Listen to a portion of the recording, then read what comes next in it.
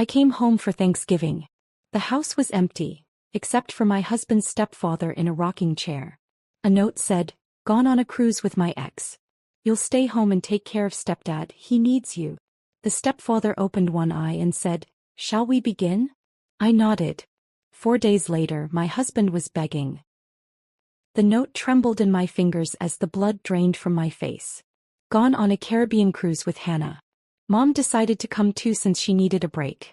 You'll stay home and take care of Victor, he needs you. Back Monday. Brady. I read it twice, certain there must be some mistake. The paper fluttered to the kitchen counter as my hand went numb. He's not coming back until Monday, is he? The raspy voice behind me made me jump. I turned to see Victor watching me from the doorway, leaning heavily on his cane but with eyes far too alert for the decrepit old man Brady had described. "No," I managed, my voice barely audible. "No one is. They've all gone on a cruise." Victor nodded slowly as if he'd expected this exact scenario. "Left you with the dirty work, didn't they?" Classic Brady move. I had arrived at the Mitchell family home just 30 minutes earlier, my car packed with gifts and ingredients for Thanksgiving dinner. The silent house should have been my first clue. No delicious aromas of roasting turkey, no football game blaring from the living room television, no cheerful greetings. Instead, I found only an unheated house and Brady's stepfather sitting alone in a rocking chair, looking at me with those uncomfortably perceptive blue eyes. "I don't understand," I said, sinking into a kitchen chair. "We've been planning this Thanksgiving dinner for months. His mother was supposed to host. Everyone was coming." I pulled out my phone and tried Brady's number again. Straight to voicemail, just like the previous 3 attempts.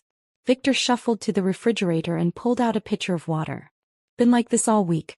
Quiet as a tomb. They left Tuesday morning." He poured himself a glass with slightly shaking hands. "Didn't even stock the fridge properly. Hope you brought groceries." I hadn't. I'd brought cranberries, sweet potatoes, and my special apple pie ingredients.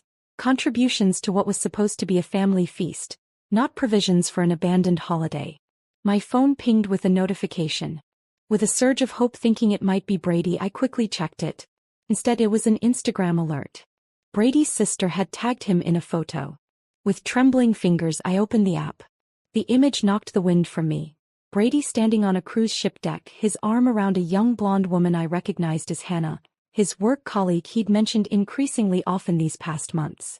They were holding champagne flutes, toasting the camera. The caption read, #New Beginnings Caribbean Getaway with at Brady Mitchell and Family. Family. The word stung like salt in an open wound. I scrolled through more photos. There was Brady's mother Elaine, sipping a cocktail, looking anything but like someone who needed a break from caring for Victor. Another photo showed Brady and Hannah at what appeared to be a romantic dinner. The post was time-stamped 2 days ago, which meant this had been planned long before Brady told me we were expected at his mother's for Thanksgiving. "Find something interesting?" Victor asked, studying my face. I turned the phone screen toward him.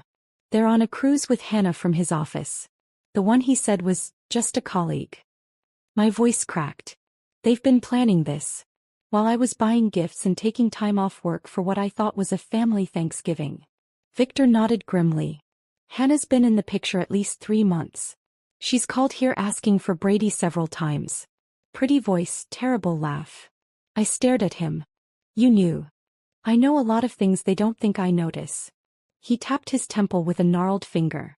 "Mine's still sharp, despite what Brady tells everyone." My thoughts raced to our bank account.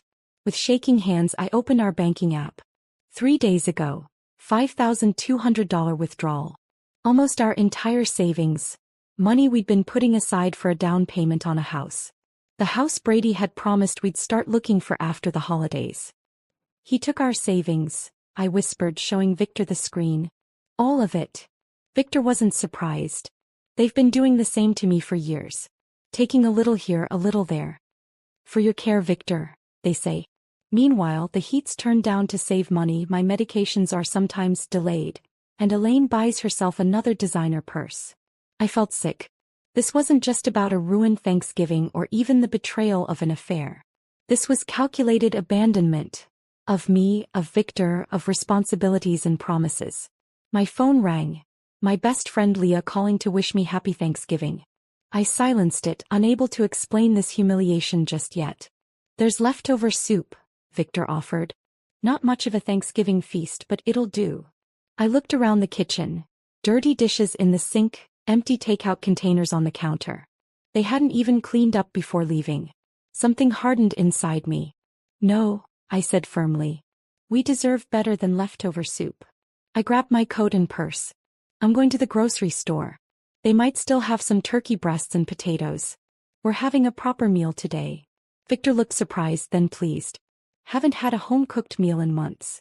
Brady always brings fast food when he bothers to come by. At the grocery store, my mind whirled with questions and emotions. How long had Brady been planning to leave me? Was our entire 5-year marriage just a convenient arrangement he could discard when something better came along? I mechanically selected a small turkey breast, potatoes, and some vegetables, barely registering the other last-minute shoppers around me. When I returned, Victor had managed to clear the kitchen counter and was sitting at the table with a stack of papers. What's all this? I asked, setting down the groceries. Evidence, he replied, his blue eyes suddenly steely. Bank statements, medical records, documented neglect. I've been keeping track for months. He pushed a folder toward me. Brady and Elaine think I'm just a burden waiting to die. They don't know I've been watching them strip my accounts while providing minimum care. I glanced at the papers.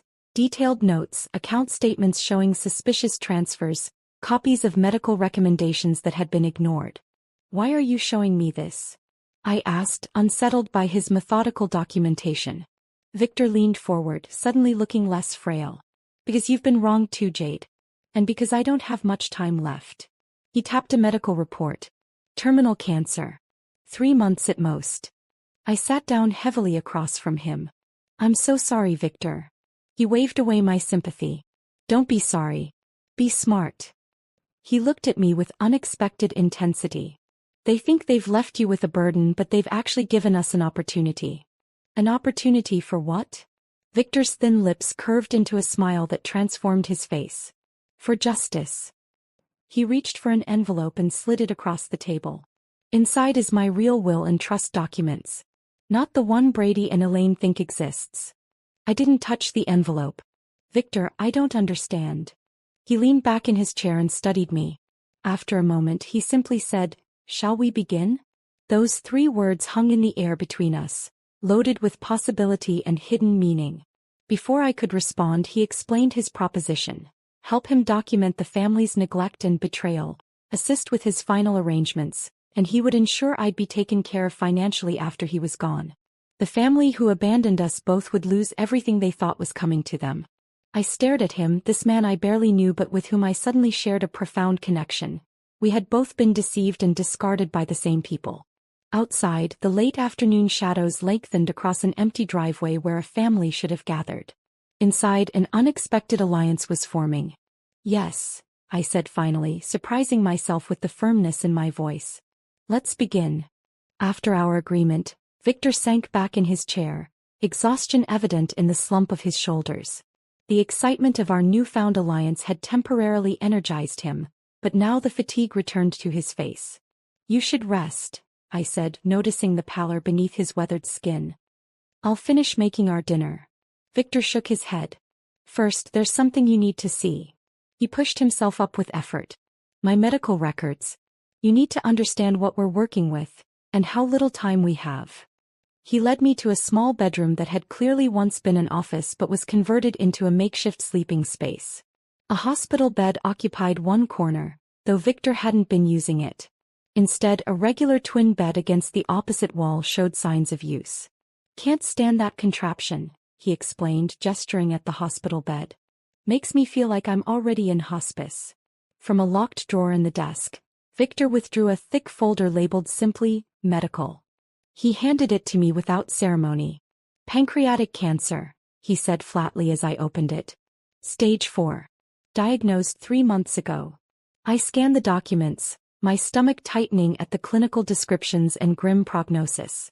Various oncologists' notes, treatment recommendations, and scan results told the unmistakable story of a terminal illness.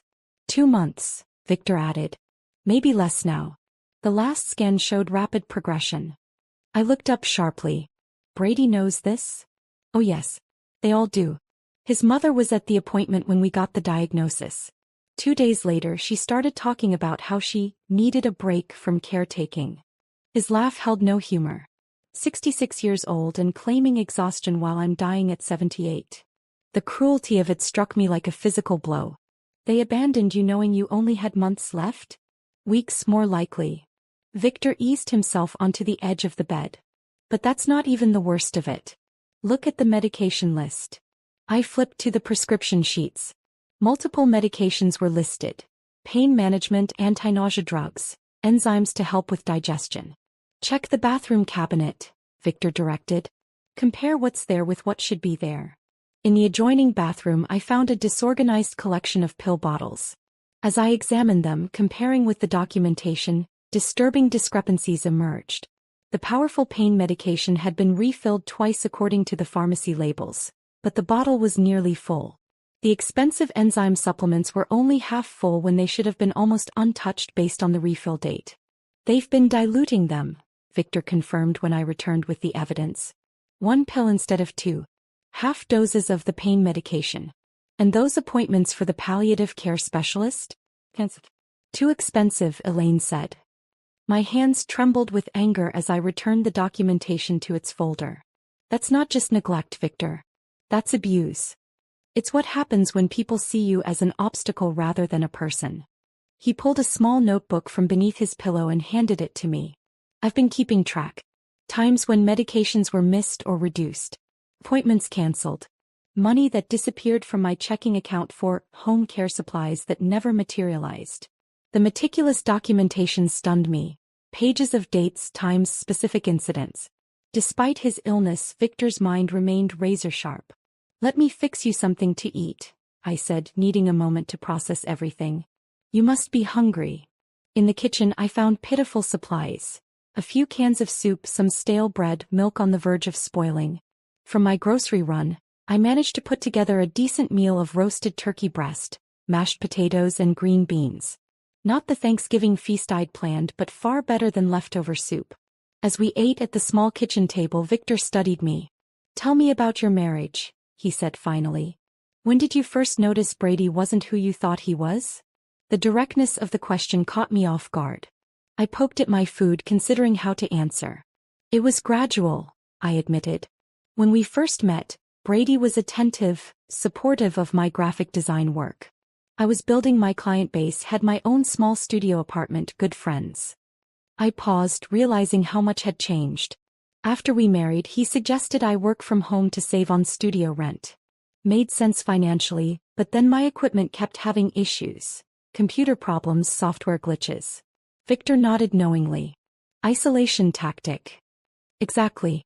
Then came suggestions about which clients weren't worth my time, concerns about me being out late with friends. He'd check my phone, claiming he was just looking for a number. The patterns were so clear in hindsight. When my father died last year and left me $30,000, Brady insisted we put it in our joint account for our future. That money was supposed to be for our house down payment. The money he just spent on a cruise with another woman, Victor added quietly. I set down my fork, appetite gone. 6 years of my life. And now I find out he's been planning to leave me while spending our savings on his co-worker. People like Brady and Elaine see relationships as transactions, Victor said. I learned that too late with her. I was already successful when we met, widowed with a comfortable portfolio from my banking career. She was charming, beautiful, and Brady was just a teenager who seemed to need a father figure. He sighed heavily. After we married, things changed. Expenses increased, justified as living the life we deserve. When I tried to maintain some financial boundaries, I became the villain. Stingy, controlling, not really committed to the family. That sounds familiar, I murmured. After dinner, Victor led me to his study. A small room Brady's mother had converted to a meditation space, but that still held Victor's desk. Help me with the painting, he requested, pointing to a mediocre landscape on the wall. Behind it was not as safe as I expected, but a loose panel in the wall. Victor removed it and pulled out a weatherproof document case. My real assets, he explained, spreading the contents across the desk. Investments Elaine knows nothing about. Property in Vermont. Accounts in the Cayman Islands from my banking days. I stared at the documents in shock. The amounts were substantial. Well over $3 million in assets entirely separate from what the family could access. Brady and his mother have been siphoning from my known accounts for years, Victor explained. But this they can't touch. I made sure of it. He pointed to a property deed. This house. It's not in my name or Elaine's. It's owned by one of my holding companies. They think they're inheriting it. They're not. Does Brady know any of this? I asked, stunned by the extent of Victor's hidden wealth. Not a cent. Even my attorney doesn't know the full picture. Only my financial advisor in Boston, and he's been sworn to secrecy. Victor's eyes held a fierce determination I hadn't seen before. I always knew Brady's true character. He's just like his mother, charming to your face while reaching for your wallet. I just never thought he would do the same to his wife. The next morning brought another development. A discreet visit from Patricia Winters, Victor's attorney. A stern woman in her 60s with impeccable silver hair and penetrating green eyes. She arrived carrying a briefcase full of legal documents. "So you're the abandoned daughter-in-law," she said, assessing me with a frank gaze. "Victor called me last night. Said you were an unexpected ally." Over coffee, Patricia laid out what Victor had been working on legally. Documenting the neglect, changing his will, and creating financial structures that would be ironclad against challenges. "We need to finalize several documents," Patricia explained. "Transfers that need witnessing, medical powers of attorney, final amendments to the will." I offered to help organize the evidence Victor had collected. My graphic design background made me good with digital organization and documentation. "Perfect," Patricia nodded approvingly. "We'll need everything properly cataloged for when they inevitably contest the will." That evening, after Patricia left with the signed documents, Victor and I sat in the living room with a photo album he'd pulled from a bookshelf. "Look at this," he said, pointing to a photo of Brady as a teenager. His mother behind him, always whispering in his ear. He turned the page. "Here's Brady's father before the divorce. Notice how miserable he looks. Elaine did to him what Brady's doing to you." Page after page revealed patterns I recognized from my own marriage. Subtle control, financial manipulation, the caring facade that dropped when money was involved. "It's like seeing my own life from the outside," I whispered. Victor nodded, understanding in his tired eyes. "That's why we need to stop them now. Before they do this to someone else." In that moment, our alliance solidified into something deeper than convenience or mutual benefit. We were two people who had been betrayed by the same family, now united in seeking justice. "We're not just getting revenge," Victor said, closing the album gently. "We're making things right."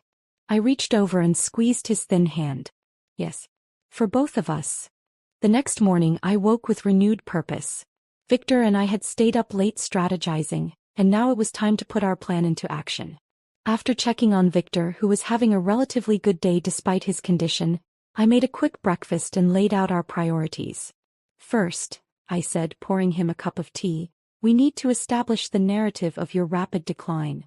Victor nodded. Patricia mentioned her brother owns a medical supply company. He might be willing to help discreetly. One phone call later and Patricia's brother James was on board. By noon he arrived in an unmarked van with everything we needed. An oxygen tank, non-functioning but visually convincing, for stands, monitors with detachable leads, and even a collection of empty medication vials with realistic-looking labels. "Medical theater," James called it with a wink as he helped us transform Victor's bedroom into what looked like an intensive home care setup. "Used to stage medical dramas sometimes. Never thought I'd be using my props for real-life drama." With Victor's direction, I arranged the equipment for maximum visual impact. The oxygen tank prominently displayed, for stand positioned by the bed, various monitoring devices arranged on the bedside table. I made the bed with hospital-grade sheets Patricia had also provided, completing the illusion of serious medical intervention. "Now for the photographic evidence," I said, taking out my phone. Victor settled into bed, coaching me on how to make him appear worse than he was. "Shadows," he instructed. "Lighting from above will deepen the hollows of my face." He removed his glasses, making his eyes appear sunken, and mussed his thin hair.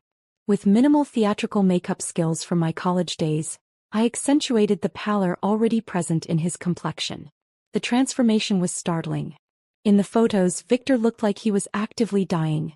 Far worse than his actual condition, though that was serious enough. Tao Yu, Victor directed. You need to look exhausted, overwhelmed. I removed my makeup, tousled my hair, and put on an oversized sweater that made me appear smaller, more vulnerable. Victor took several photos of me seemingly asleep in the uncomfortable chair beside his bed, others of me preparing medications with a worried expression. Perfect, he said, reviewing the images. Who's our target for these? Brady's sister Melissa, I replied. According to your phone, she's the only one who's texted to check on you since they left. I crafted a carefully worded message to accompany the photos. Victor had a difficult night. Fever spiked to 102. Managing pain as best I can. We'll keep you updated.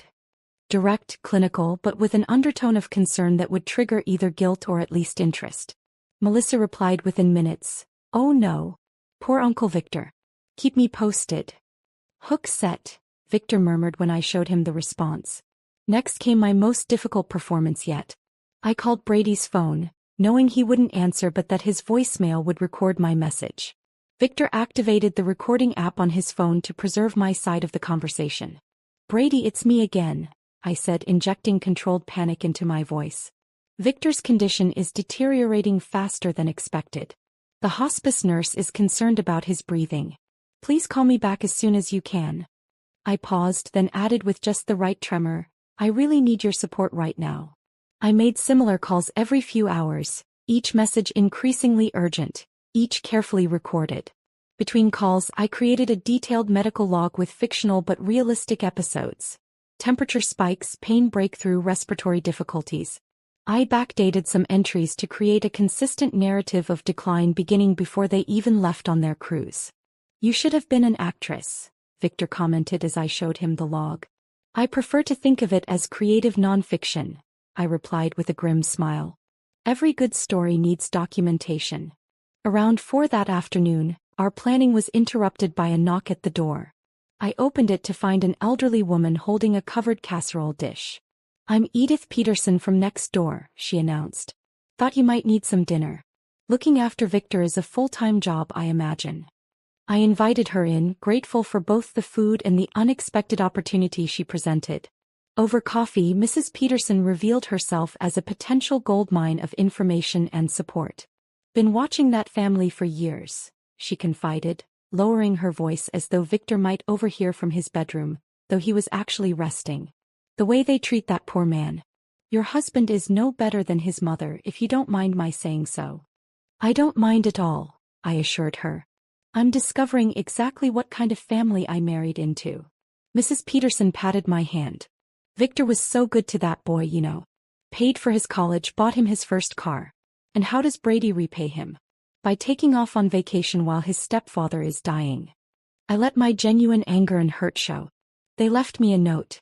Just a note telling me to take care of him. Shameful, Mrs. Peterson declared. Absolutely shameful. You know, the whole neighborhood has noticed.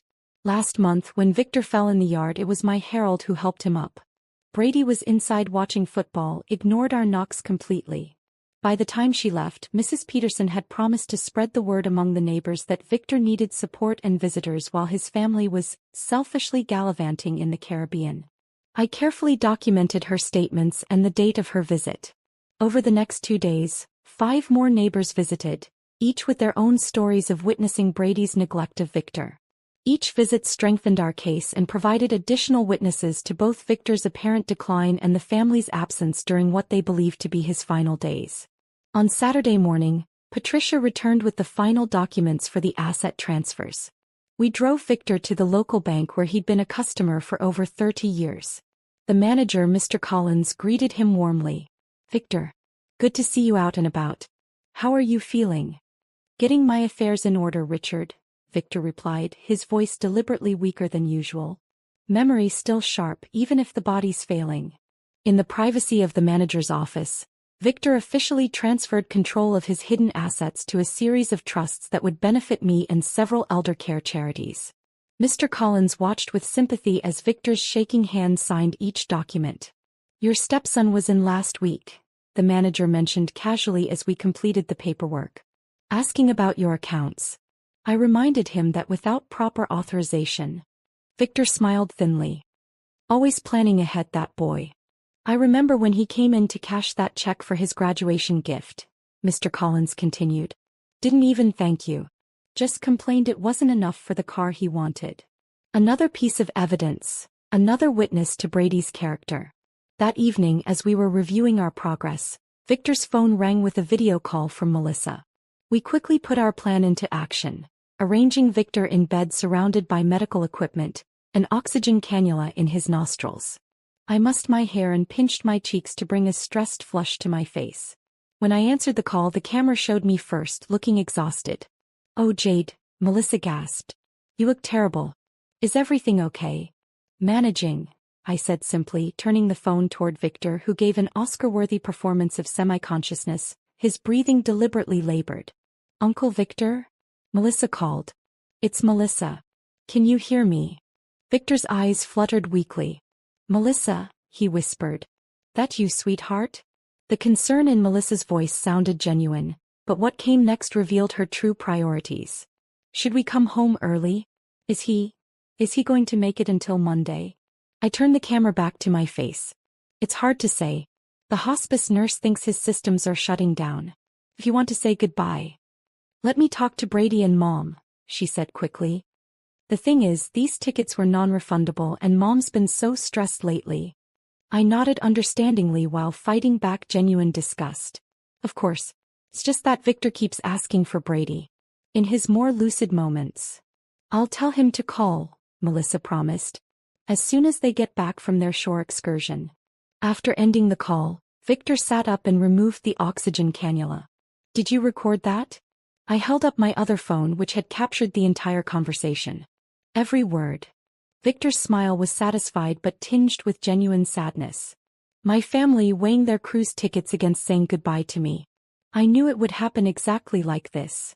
I sat on the edge of his bed, suddenly emotional. "I'm sorry, Victor."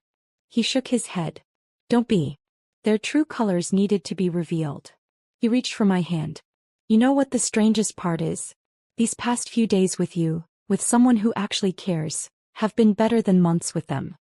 We sat in companionable silence, contemplating what we had set in motion and the final steps yet to come.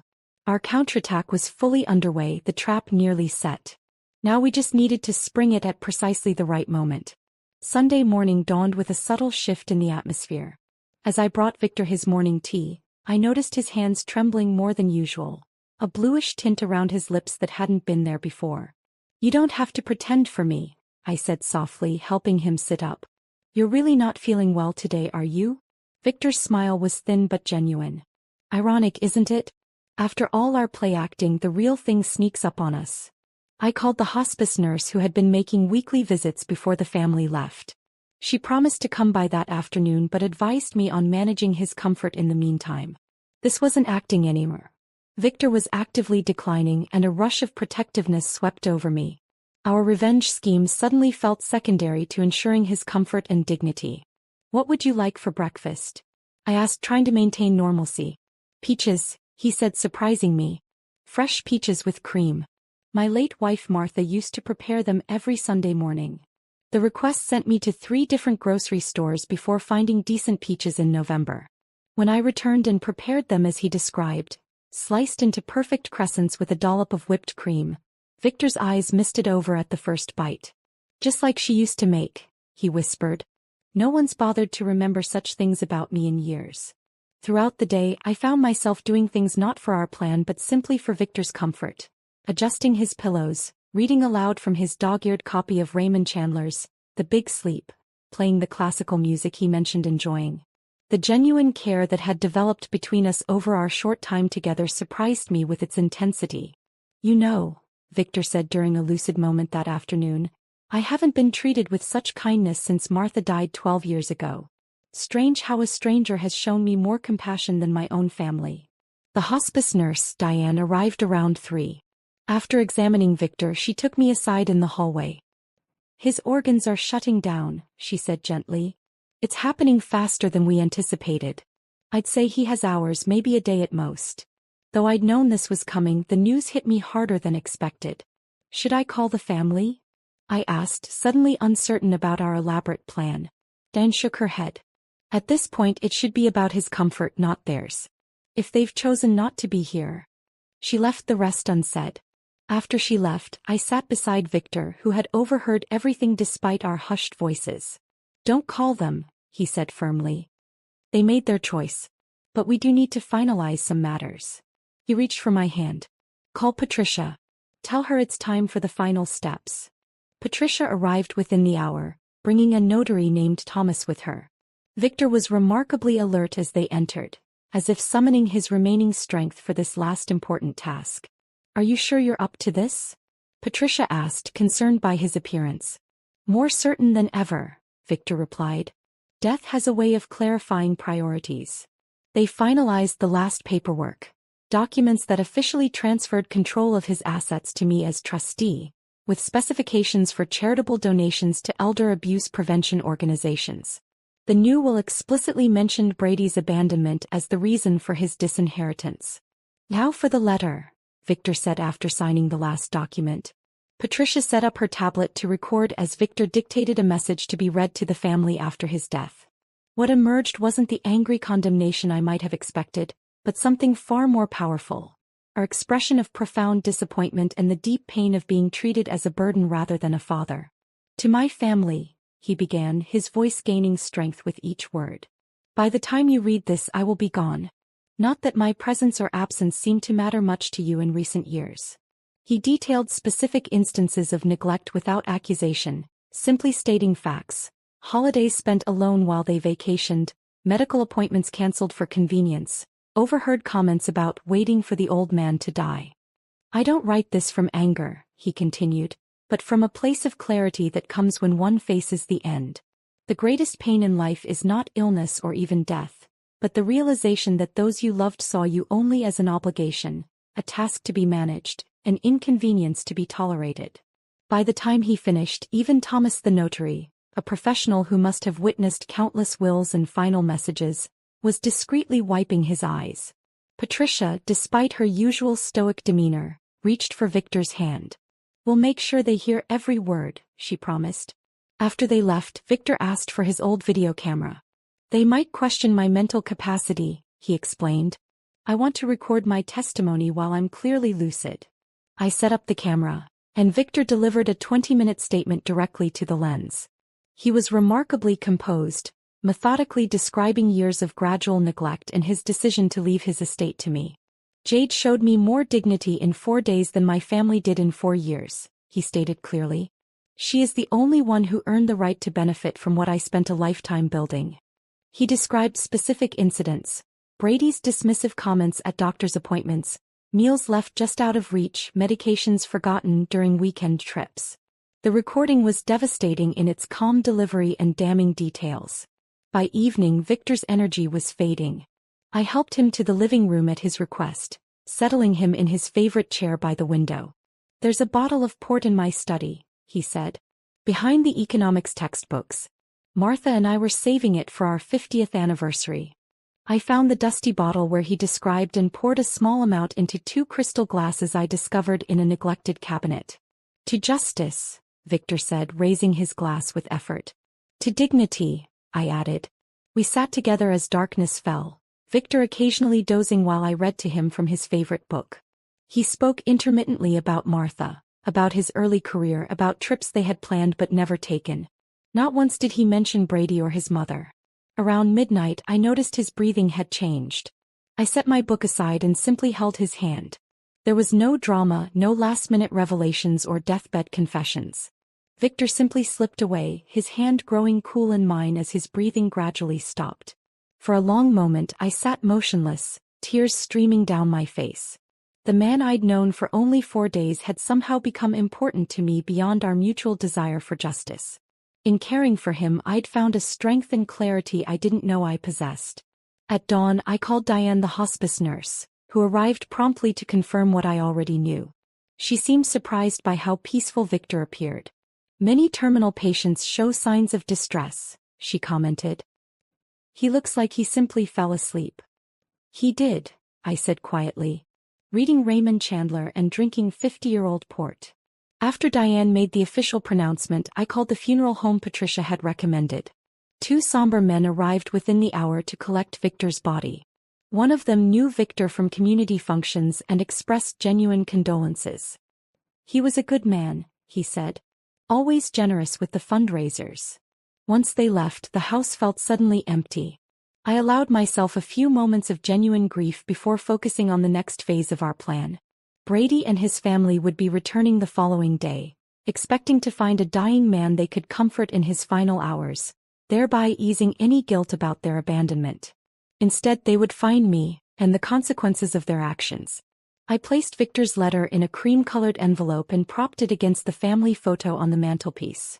A photo I now noticed showed Brady and his mother smiling broadly while Victor stood slightly apart. In the dining room, I arranged the extensive documentation of neglect in clearly labeled folders. Cancelled medical appointments, financial exploitation, recorded evidence of neglect. Victor's video testimony was queued up on the television, ready to play at the press of a button. Finally, I went to the master bedroom and packed my few belongings.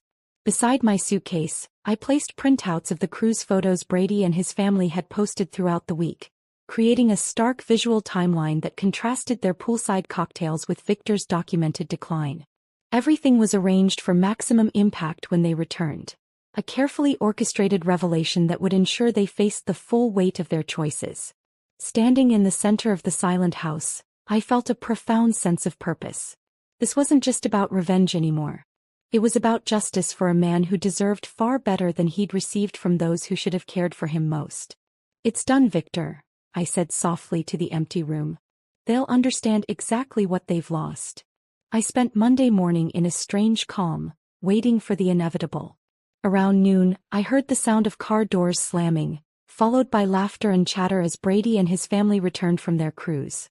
Taking a deep breath, I smoothed down the simple black dress I'd purchased the day before and positioned myself in the living room, near Victor's empty rocking chair. The front door burst open. Brady entered first, his mother Elaine right behind him, followed by Melissa and Hannah, the colleague, who was clearly more than that. They were all sunburned and smiling, arms laden with duty-free shopping bags and tacky souvenirs. "Honey, we're home," Brady called out, his voice cheerful until he saw me standing there, my expression solemn. His smile faltered. "What's with the funeral get-up?" Elaine pushed past him, dropping her designer handbag on the console table. "Where's Dad? Is he napping?" Her tone was casual, as if inquiring about a pet rather than her dying husband. "Victor passed away Saturday night," I said quietly. The shopping bags in Brady's hands dropped to the floor. Hannah, uncertain what to do, took a step back toward the door. "What do you mean, passed away?" Elaine demanded, as if I'd made a mistake in vocabulary. "He died peacefully in his sleep around midnight," I continued, maintaining my composure. "The funeral service was yesterday afternoon. Many of your neighbors attended, along with Victor's friends from his banking days. Quite a lovely turnout, actually." Brady's face cycled through shock, disbelief, and then, most tellingly, calculation. "You held the funeral without us?" "Without his family." "His family was invited," I replied. "I left multiple messages about his declining condition. You chose not to respond." Melissa stepped forward, her face pale beneath her tan. "I told you about that call, Brady. I said Uncle Victor looked really bad." Brady waved her off impatiently. This is unbelievable. We need to sit down." "Yes," I agreed. "We do." I gestured to the living room where Victor's letter waited on the coffee table. They filed in silently, nobody wanting to sit in Victor's rocking chair, which stood empty like an accusation. "There are some things you need to know," I said, picking up the cream-colored envelope. "Victor left this letter to be read to you upon your return." "Did he change his will?" Elaine interjected bluntly. "Is that what this is about?" I met her eyes directly. "Perhaps you should hear his words first." I unfolded the letter and began reading Victor's message. His disappointment flowed through my voice. The holidays spent alone, the doctor's appointments cancelled for convenience, the overheard comments about waiting for the old man to die. As I read, I watched their reactions. Elaine's face hardened defensively. Brady fidgeted, avoiding eye contact with anyone. Melissa looked increasingly uncomfortable. "The greatest pain in life," I read, is not illness or even death, but the realization that those you loved saw you only as an obligation, a task to be managed, an inconvenience to be tolerated. When I finished, a heavy silence filled the room. Hannah, clearly wishing to be anywhere else, stared at her feet. Finally, Brady cleared his throat. Look, Dad was confused at the end. His medication. Victor was perfectly lucid, I interrupted. In fact, he made a video statement you might want to see. This is ridiculous, Elaine declared. Some end-of-life ramblings from a sick old man don't change the legal realities. Brady is his next of kin and... Actually, I said, standing up, there's more you should see. I led them to the dining room where I'd arranged the evidence files. Brady's eyes widened as he took in the meticulous documentation laid out in chronological order. What is all this? He demanded. Evidence, I replied simply. Of financial exploitation, medical neglect, and abandonment. I opened the first folder, revealing bank statements with highlighted transfers. Victor kept detailed records of every dollar taken from his accounts for supposed care expenses that were never provided. Elaine snatched up one of the statements. He gave us that money. We were caring for him. By leaving him alone for Thanksgiving with inadequate medication, no food in the refrigerator, and the heat turned down to 62 degrees? I asked, opening another folder containing the timeline of their departure preparations. There are statements from 6 different neighbors who witnessed his neglect. And then there's this. I pressed play on the tablet and Victor's video testimony began. His calm, articulate description of years of mistreatment silenced even Elaine's protests. Brady's face grew increasingly pale as Victor described specific incidents.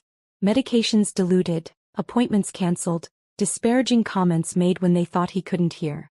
This is all a setup, Brady finally sputtered, jabbing a finger toward me. She manipulated a dying man. The doorbell rang before I could respond.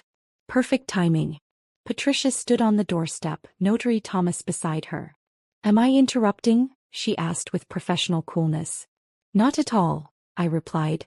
The family has just returned and was reviewing Victor's final message. Excellent. Then I can proceed with the official notification. Patricia placed her briefcase on the dining table and removed several documents.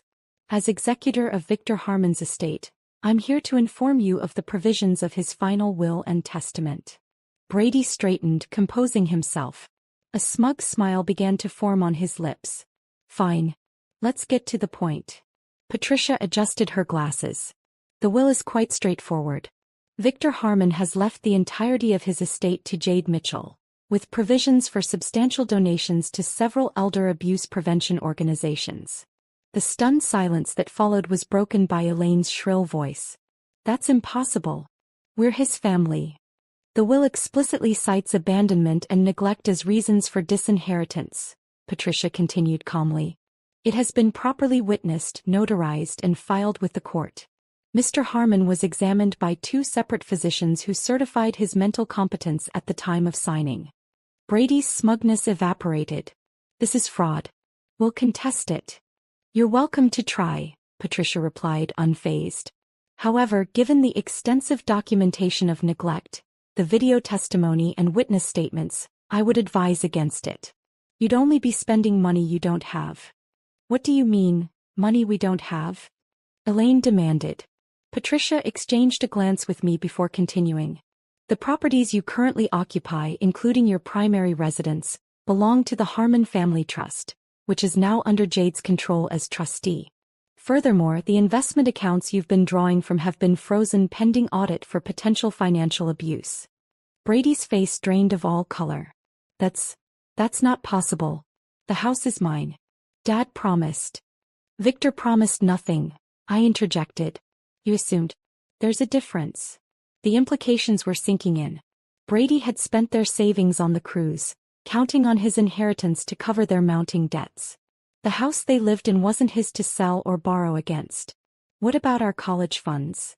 Melissa asked in a small voice. Grandpa set those up for us. Brady couldn't meet his sister's eyes. Patricia answered gently. Victor provided funds to your father for that purpose several years ago. However, those accounts were never established. Melissa turned to Brady, horror dawning on her face.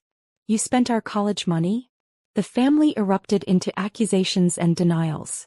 Hannah quietly slipped out the front door, escaping the implosion. I let the chaos continue for a few minutes before stepping away to retrieve my suitcase from the bedroom.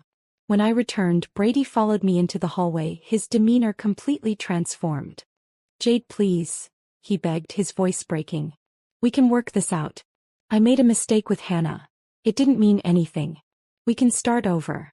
I'll change, I promise." I looked at this man I had once loved, seeing him clearly, perhaps for the first time.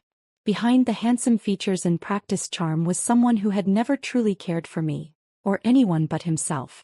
Calmly, I removed my wedding ring and placed it in his palm, followed by the keys to our apartment. "You left him to die," I said quietly.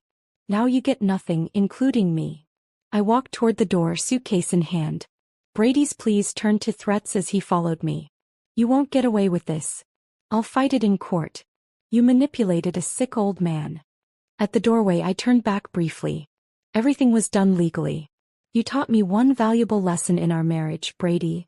Always keep receipts." I stepped outside into the bright November sunshine. Behind me, I could hear Brady's continued protests and Elaine's angry voice demanding Patricia explain how this could happen. But those voices were already fading, becoming part of a past I was leaving behind. Patricia had arranged for a room at a quiet hotel while I figured out my next steps. As I placed my suitcase in the trunk of my car, Mrs. Peterson appeared on her porch across the street. She gave me a knowing nod and a small wave. I waved back, feeling a surprising lightness despite the emotional weight of the past few days. Victor's final gift wasn't just financial security, though that would certainly help me rebuild my life. The true gift was the clarity and strength I'd found while helping him find justice. As I drove away from the house and the shattered family inside it, I wasn't thinking about revenge or even vindication. I was thinking about second chances, about honoring Victor's memory by living well, and about the unexpected bond that had formed between two people who'd been discarded by those who should have cared for them most. Victor had found peace. Now it was my turn to do the same. Thank you for staying with this story until the end. My favorite moment was when Victor shared his cherished port wine saved for an anniversary he never reached. Such bittersweet dignity in that glass. Which scene touched your heart most deeply?